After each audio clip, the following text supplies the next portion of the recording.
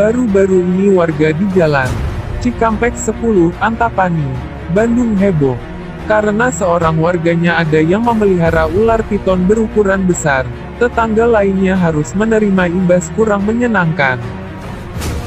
Bagaimana tidak, ular piton peliharaan itu lepas dan masuk ke atap rumah warga lainnya. Tentu saja kejadian ini langsung menghebohkan seluruh warga.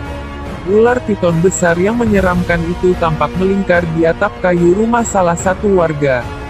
Warga pun berbondong-bondong untuk menangkap kembali ular tersebut. Peristiwa ini terjadi pada tanggal 9 April tahun 2018 kemarin, tepatnya pukul 3 dini hari.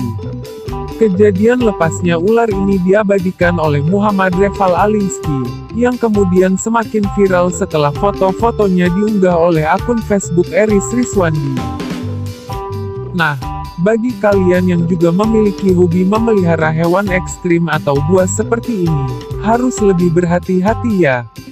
Peliharalah hewan-hewan tersebut sesuai aturan.